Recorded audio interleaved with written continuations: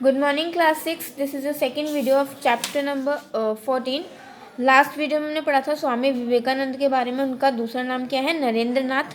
और उनके फादर जो थे वो चाहते थे कि वो कोई बड़े आदमी बने, वो भी लॉयर बने, है ना। बट कुछ टाइम बाद क्या था, मतलब उनको क्या था कि उनको धार्मिक चीज़ में ज़्यादा इंटरेस्ट था, ठीक है। और वो मतलब स्वामी रामकृष्ण से मिले। उसके बाद उन्होंने डिसाइड किया कि वो कहाँ जाएंगे। वो लोग जाएंगे दक्षिणेश्वर उनके साथ। बट सडनली क्या हुआ, उनके फादर की डेथ हो गई और उनका जो विश्वास था भगवान के ऊपर से वो उठ गया था।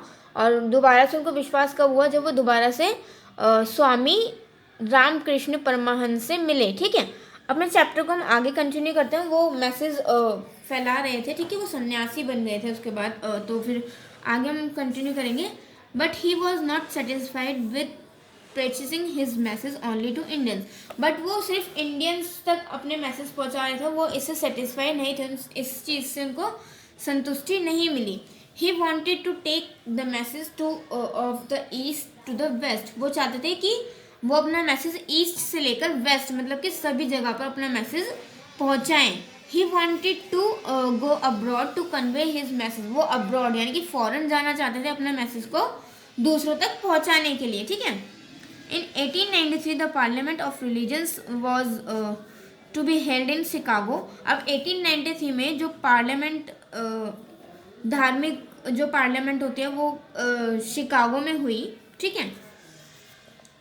ही was set to represent Hinduism there. और वो वहाँ पर क्या कर रहे थे, वहाँ पर हिंदुइज्म मतलब कि हिंदू धर्म को वहाँ पर रिप्रेजेंट कर रहे थे। When he turn came to address the gathering of about 10,000 people, he begin with the words sister and brothers of America. जब वो वहाँ पर आए और वहाँ पर 10,000 लोगों के बीच में उन्होंने स्पीच स्टार्ट की। उन्होंने कैसे स्टार्ट किया? Sisters and brothers of America, मतलब कि भाइयों और बहनों, अमेरिका के भाइयों और बहनों। And he at once won their hearts.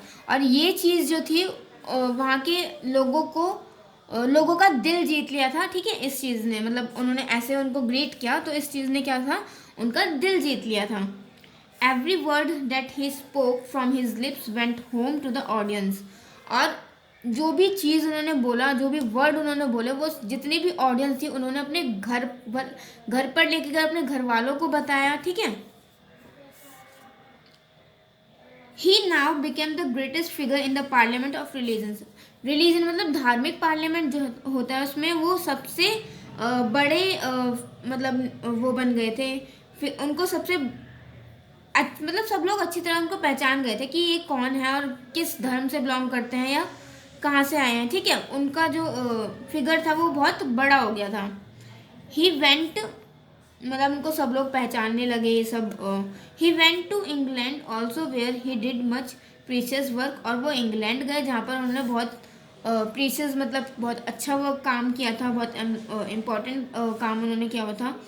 Then he came back to India. और फिर उसके बाद वो वहाँ पर भी उन्होंने बहुत अच्छा काम किया। वो इंग्लैंड गए, वहाँ पर भी अपना मैसेज जो था वो कन्वे किया और फिर वो इंडिया वापस आए। After returning to India he preached everywhere possible. वो इंडिया आने के बाद वो वहाँ तक गए जहाँ तक पॉसिबल था उनका जाना, वहाँ तक उन्होंने अपनी जो मैसेज था वो कन्वे किया। He interpreted the religion in a different way. उन्होंने धर्म को अलग ही तरीके से बताया, ठीक है। He was a true Sant of our country. वो हमारी कंट्री के बहुत ही अच्छे और ट्रू संत हैं। His health was affected by the tribular work.